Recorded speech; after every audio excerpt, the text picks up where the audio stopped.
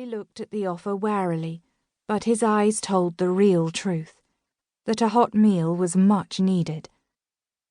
Jacob waved the coin in the air. "Go ahead, take it." The boy snatched the coin quickly and pocketed it even faster. "Thank you," he murmured. "You're sure you're unhurt?" He nodded and then ran away.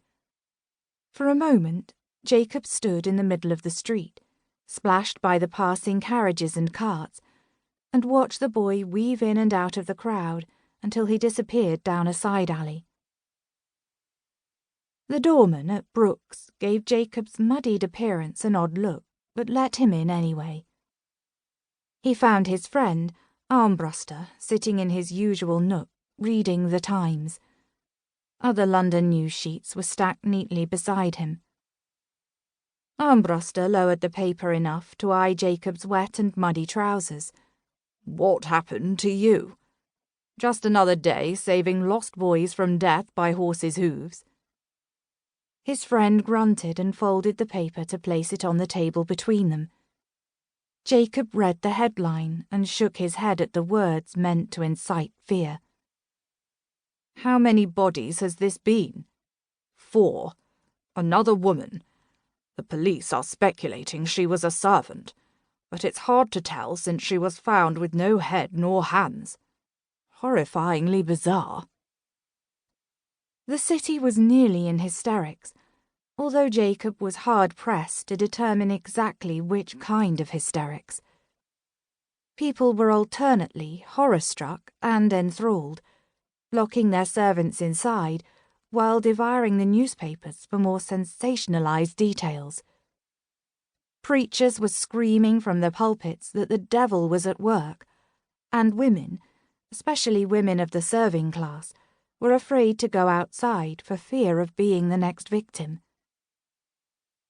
A bottle of their favourite port appeared, and the servant poured 2 healthy glasses before moving on. Armbruster took a swallow of his. Jacob was not in the mood for port. Strangely, the encounter with the boy had shaken him. It wasn't often that one saved a life. It was a peculiar feeling, and he wondered where the boy lived and what circumstances had brought him so low. "Have you looked through the rest of the papers?" Jacob asked. "Some. A woman's husband was poisoned. That one is simple. She surely has a lover and wanted the husband out of the picture." Love and jealousy. It was a common theme. He'd learned that most crimes were solved by looking to the ones closest to the victim. "What else?" he asked. Armbruster leaned back and eyed Jacob speculatively.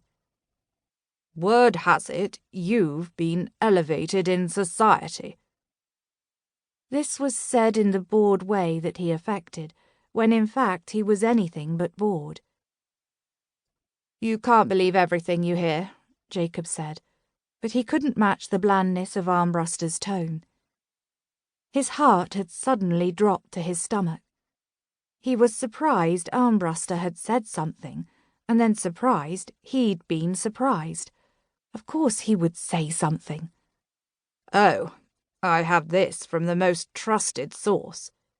He paused. "My mother." Jacob winced. If the Dowager Countess knew of the inheritance, soon all of London would know. "You are an Earl. An Earl Ashland, with all of the benefits it entails." Jacob tapped the arm of his chair in irritation upon hearing his title come from his friend's mouth. "I'm a solicitor, Armbruster. It's what I'm trained for, and it's what I want to be. An Earl is much better than a solicitor." Armbruster would say that. From the moment the man had drawn breath, he'd been trained to be an Earl. He'd been groomed for it before he could eat solid food. It was in his blood, and he fit the role well. He liked being an Earl. Jacob knew nothing about any of that, and wasn't sure he was even interested. "I guess I should give my condolences on the death of your cousin." "Thank you, but I never met..."